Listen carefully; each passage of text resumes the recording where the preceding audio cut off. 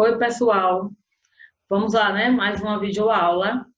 Essa videoaula já é a conclusão dos conhecimentos das duas videoaulas passadas, onde as videoaulas passadas eu especifiquei alguns acontecimentos que resultou nessa independência do Brasil, né? Lembram que eu falei vários aspectos que foram importantes e que foram decisivos para essa independência do Brasil, né? Que foi um acontecimento que não foi ocorrido de uma maneira tão rápida, né? Houve alguns acontecimentos que resultou nesse processo que nós chamamos de independência, que ocorreu no dia 7 de setembro, tá certo? É, essa proclamação da independência, né, ela ocorre de forma que, primeiro, né, a gente vai observar que após essa declaração, né, essa proclamação da independência, ao declarar a sua permanência no Brasil, isso em janeiro de 1822, Dom Pedro passou a tomar uma série de decisões que demonstrariam aí a autonomia diante dos interesses de Portugal, né? Algumas delas eu até especifiquei na aula passada. Ele expulsou do país militares que não aceitavam suas ordens e que não juraram fidelidade ao governo. Ele criou também um ministério liderado por José Bonifácio e decidiu convocar uma assembleia constituinte para realizar alterações na legislação do país. No mês de setembro, essas autoridades portuguesas elas enviaram cartas, né, a Dom Pedro, reprimindo aquelas suas ações e solicitando seu retorno imediato ao país. O príncipe regente, porém, ele não aceitou essas determinações, né? E ele declarou oficialmente a independência em 7 de setembro de 1822, né? Essa declaração, no livro de vocês, traz, né? Como foi, como se deu, né? Essa declaração da independência, né? Alcançado aí no dia 7 de setembro de 1822, às margens aí do rio Ipiranga, Dom Pedro lhe proferiu o chamado Grito do Ipiranga, formalizando aí a independência do Brasil. No dia 1º de dezembro, com apenas 24 anos, o príncipe regente ele foi, né, coroado imperador, recebendo o título de Dom Pedro I, né? O Brasil ele se tornou independente com a manutenção da forma ainda monárquica do governo. Mas ainda, o novo país ele teria um trono, um rei português. Este último fato criava uma situação estranha, porque essa figura originária da metrópole assumia aí o comando do novo país, né? E nisso vocês observaram que vão ocorrer com esse fato histórico, nessa independência, algumas guerras que não aceitaram. Alguns portugueses eles não aceitaram aí facilmente essa independência do Brasil e executaram aí fortes resistências militares ao novo governo, instituindo esse novo governo que foi instituído por Dom Pedro I, agora então Dom Pedro I, né? Esses conflitos eles começaram a ocorrer entre 1822 e 1823 e ficaram conhecidos aí como as Guerras da Independência. Foram diversos embates ocorridos, principalmente no território da Bahia, Maranhão, Piauí e o Grão-Pará, né? Aí vocês vão ver algumas dessas consequências, né? A independência, como eu terminei de falar, ela ocorre no dia 7 de setembro de 1822. A partir dessa data, o Brasil deixa de ser uma colônia de Portugal. E essa proclamação foi feita por Dom Pedro, né, às margens do Rio Ipiranga, em São Paulo. Essas causas, né, as principais causas foi a vontade de grande parte dessa elite política brasileira em conquistar a autonomia política. né? Houve aí um desgaste do sistema do controle econômico, com restrições e altos impostos, exercido aí pela coroa portuguesa. Mas tudo isso aí eu já havia falado nas duas videoaulas passadas. Então, essa tentativa da coroa portuguesa em recolonizar o Brasil, né? Houve também, eu já tinha explicado, aquele fato histórico que foi importante também, que foi o dia do fico, quando Dom Pedro ele não acata aí as determinações feitas pela coroa portuguesa, que exigia o seu retorno para Portugal. Isso no dia 9 de janeiro do mesmo ano, né, de 1822. A proclamação ela só vem em setembro. Então, Dom Pedro ele negou o chamado e afirmou que ficaria no Brasil. Essas medidas que nós falamos, né, os historiadores falam de pré-independência, logo após esse dia do fico, Dom Pedro ele tomou várias medidas. A gente coloca Dom Pedro I porque é para que vocês tenham entendimento, mas enquanto ele não proclama essa independência, ele realmente ainda leva, né, o nome de Dom Pedro. Ele só recebe esse título após a independência, quando ele é coroado e intitulado Dom Pedro I. Mas vamos lá, né? Dom Pedro I ele tomou várias medidas com o objetivo de preparar o país para o processo de independência. Quais foram essas medidas? Terminei de falar agora, mas vamos ressaltar. Uma organização, a Marinha de Guerra, convocou uma Assembleia Constituinte, determinou o retorno das tropas portuguesas, exigiu em todas as medidas tomadas pela coroa deveriam, antes de entrar em vigor no Brasil, ter a aprovação de Dom Pedro. Ele visitou São Paulo e Minas Gerais para acalmar os ânimos, principalmente entre a população que estavam exaltados em várias regiões, né, que a gente chama daí das guerras de independência. Né? Então, essa proclamação da independência, ao viajar, né, de Santos para São Paulo, Dom Pedro ele recebe aí uma carta da coroa portuguesa que exigia aí o seu retorno imediato. Né? Esse retorno imediato para Portugal e anulava a Constituinte.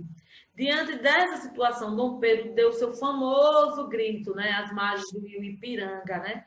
Que todo mundo sabe que ele gritou independência ou morte. Que vocês podem observar alguns traços, né, dessa independência no livro de vocês, que traz, eu até corrigi a semana passada, a atividade do quadro, nesse quadro importantíssimo de Pedro Américo, né? Esse episódio aí em que Dom Pedro declara a independência, ele foi representado por vários pintores diferentes e estilos também. Mas uma das obras mais conhecidas, que faz parte do acervo do Museu Paulista, na cidade de São Paulo, que é intitulado Independência ou Morte, esse quadro ele tem as dimensões de 415 por 760 centímetros. Ele foi pintado em 1888 pelo artista paraibano Pedro Américo. Né? Pedro Américo ele tinha uma formação acadêmica, tendo desenvolvido estudos na Academia Imperial das Belas Artes em Paris. E esse pintor ele produzia suas obras com bases em modelos, né, difundidos na Europa, onde vigorava naquele período o estilo do romantismo, que era um estilo marcado pela exaltação nacional e a difusão aí da figura do herói, né? E também de uma personificação, uma personalidades históricas consideradas aí importantes politicamente, além das representações carregadas aí de muita emoção. Então, alguns historiadores eles investigaram, né, aí essa representação feita por Pedro Américo e comparando-se com outros documentos e fontes históricas sobre a independência, esses estudiosos aí chegaram, né, a algumas conclusões interessantes. Não só interessantes, mas também controversas. Por exemplo, né, dificilmente Dom Pedro e sua comitiva, eles estariam usando esses trajes aí luxuosos, né? Como é apresentado no quadro de Pedro Américo, né? Já que estavam em uma viagem longa e uma viagem bastante cansativa, né?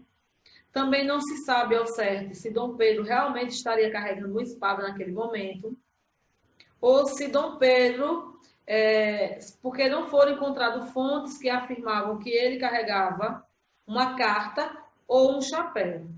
Também não estaria montado em cavalo, possivelmente ele estava montado em uma mula, que era muito comum naquelas viagens, né?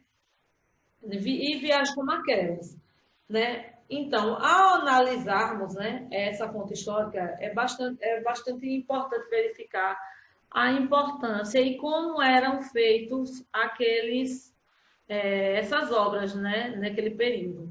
Então, pós-independência, Dom Pedro ele foi coroado, né, imperador do Brasil, isso só em dezembro do mesmo ano, e Portugal reconheceu a independência, exigindo aí uma indenização de 2 milhões de libras esterlinas, né? Em algumas regiões do Brasil, principalmente no Nordeste, né, ocorreram aquelas revoltas que eram comandadas por portugueses que foram contrárias à independência do Brasil. Essas manifestações, elas foram reprimidas, obviamente, né? Elas foram bastante reprimidas por tropas imperiais, né? Como eu falei agora, foi no Nordeste que ocorreu essas principais rebeliões. Em diversos embates, ocorreram principalmente nos territórios da Bahia e do Maranhão, do Piauí e do Grão-Pará.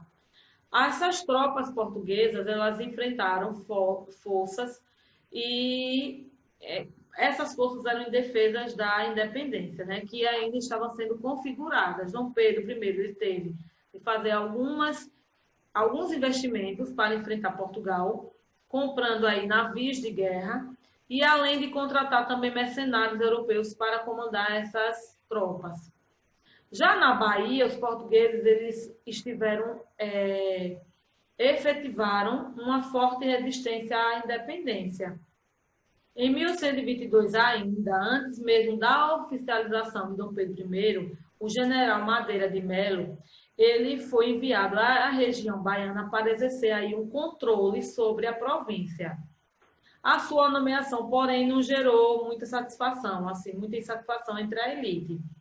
Nem entre a elite, nem entre a população e muito menos os militares. Nesse contexto, essas tropas portuguesas do Rio de Janeiro que haviam sido expulsas, elas se encaminharam e se aliaram aos portugueses que estavam lá em Salvador. Já em 1823, essas tropas de Portugal, que ainda lutavam contra as recém-formadas tropas de Dom Pedro I, no dia 2 de julho daquele mesmo ano, ou seja, de 1823, após um desgastante combate, né, os portugueses foram sitiados e ficaram sem recursos. Nessa data, eles abandonaram a província da Bahia e que essa província da Bahia é comemorado na Bahia, essa data é comemorada no dia 2 de julho, e é celebrado aí a independência, e ocorre, né, desfiles, ocorre uma festa importante mesmo, né? Depois dessa proclamação, a gente vai observar também, né, que começa aí esses movimentos, né, de independência que ocorreram aí no continente americano, apresentaram aí muitas particularidades. Alguns tiveram maior participação do povo, inclusive de grupos escravizados, né, como foi o caso do Haiti. Né? Outros foram liderados pela elite crioula, como no caso da Argentina e da Venezuela. E no Brasil, essas videoaulas, isso aí vocês lembram, né, que já foram explicados. Né? No Brasil, foi um membro da família real que oficializou essa independência. Né? Além disso, no México, no Chile, na Colômbia, aboliram a escravidão durante esses processos de independência. enquanto no Brasil só viria a acabar com o regime escravista oficialmente no século XIX. Então, essas peculiaridades configuraram aí diferentes tipos de governo no período pós-independência.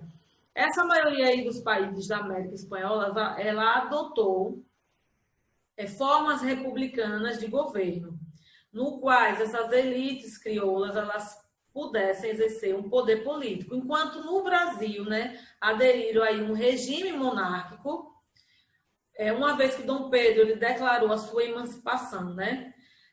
Isso aí é para que vocês observem que a independência do Brasil ela foi basicamente um fato histórico em que envolveu a questão ainda da monarquia. Em outras independências, né, houve mais uma participação popular, diferente da independência aqui do Brasil, tá certo? Eu deixei uma atividade para que vocês pudessem responder relacionado à independência do Brasil, que foi na página 343. Então, peguem aí o livro de vocês na página 343, 344 e 345.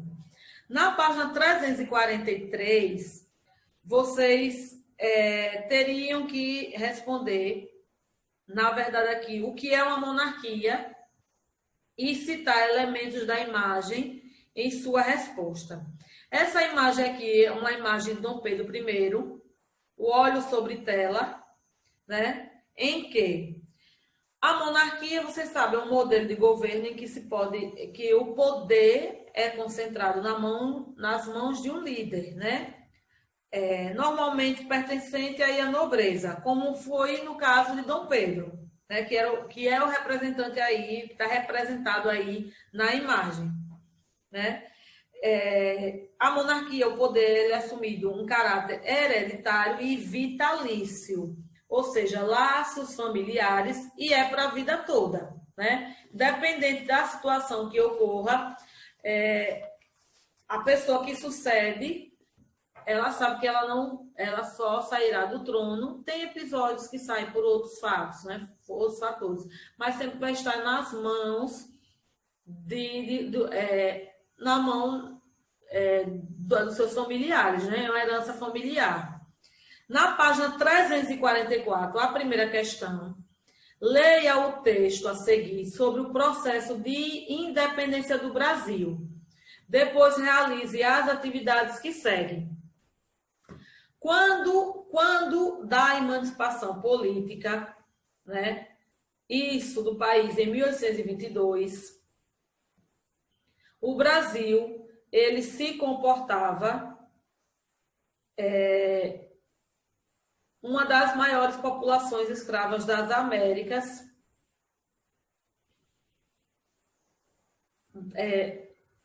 Espera aí. Justamente com a maior população livre afrodescendente do continente. Naquela ocasião, uma opção por uma monarquia constitucional se baseava literalmente nas bases da liberal teoricamente considerada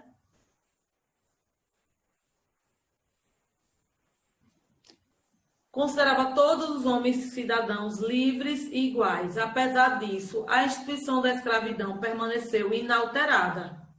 Frequentemente, esta ter sido apontada por uma distorção típica do processo de emancipação política do Brasil, que teria sido sob o ágide do príncipe português e sob o controle proprietário de escravo. Na letra A,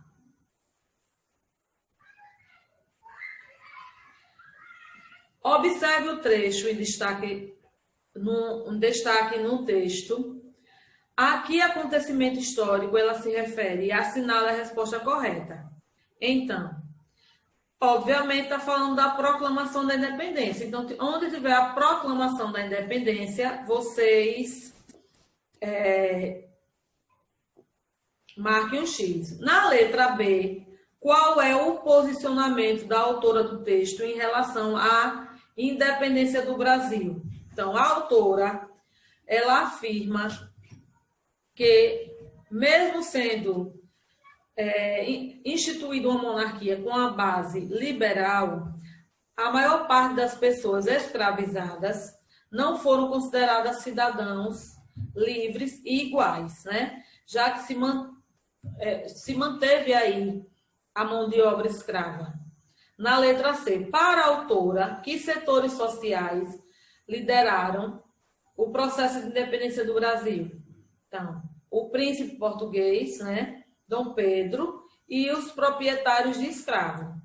Na segunda questão, da página 344 ainda, vocês pesquisem outras representações da independência do Brasil, além daquela apresentada na 342, e depois escreva abaixo o que você encontrar e converse sobre o tema. Então, algumas representações que podem ser citadas, né, que vocês podem pesquisar, é o Monumento da Independência, que tem no Museu do Ipiranga, a Proclamação da Independência, olha e tela, ainda sobre René Maurice. Então, vocês podem pegar essas duas referências e depois vocês anotarem o que vocês observaram nessas duas obras. Na página 345, na terceira questão, comente as principais diferenças entre os modelos de governo estabelecidos na América Espanhola e na América Portuguesa após os movimentos de independência. Então, os países da América Espanhola, eles estabeleceram governos republicanos. Já o que a gente fala das elites, que vocês aprenderam nas videoaulas das independências, as elites crioulas, que lideraram em grande parte. Já o processo de independência, eles almejavam poderes políticos também. Já no Brasil, com a proclamação da independência, foi um ato de um membro da família real que estabeleceu aí nada mais do que ainda um regime monárquico, tá certo? Então, há essas duas diferenças da América Espanhola para a América Portuguesa. Na quarta questão, diversos acontecimentos fizeram parte do processo de independência e contribuíram para a autonomia política do Brasil. Oficializada por Dom Pedro I, você vai preencher a linha do tempo com esses acontecimentos. Observe os dois exemplos que já foram inseridos. Em 1816, a missão francesa chega no Brasil. Em 1817, a Revolução Republicana. O que foi que aconteceu em 1806? O bloqueio continental. Em 1822, isso em janeiro, o dia do Fico. Em 1822, ainda em setembro, a proclamação da independência. Em dezembro, a coroação de Dom Pedro I. Já em 1820, há uma Revolução do Porto, em Portugal. E em 1808, foi a vinda da família real. Então, aqui está a linha do tempo, né? Agora, embaixo tem, agora circula o acontecimento da linha do tempo, que é considerado um marco oficial da independência do Brasil. Então, os acontecimentos foram a proclamação de Dom Pedro I. Você vai aí e vai circular. Então, terminamos aí a correção e também terminamos o conteúdo que nós abordamos em 3 videoaulas falando da proclamação da independência do Brasil, tá certo? Na próxima videoaula a gente já vai dar continuidade a um novo conteúdo, que são povos indígenas e povos africanos escravizados, né? Até porque é bem comum algumas pessoas só observarem, só entenderem que houve só um tipo de escravidão no Brasil, que ali foi a mais marcante, né? Mas também teve a escravidão indígena, tá certo? Então, espero vocês na próxima videoaula. Façam as atividades, né, com calma. Se ocorrer alguma dúvida, pergunte. E quando a gente retornar, evidentemente, presencialmente, a gente não vai dar tempo de tirar muitas dúvidas, né? Porque a gente vai estar em um processo entrando aí na terceira unidade. Então, é importante que vocês Percebam aonde vocês não estão tendo entendimento e perguntem, tá certo? Então, a videoaula de hoje termina aqui e até uma próxima.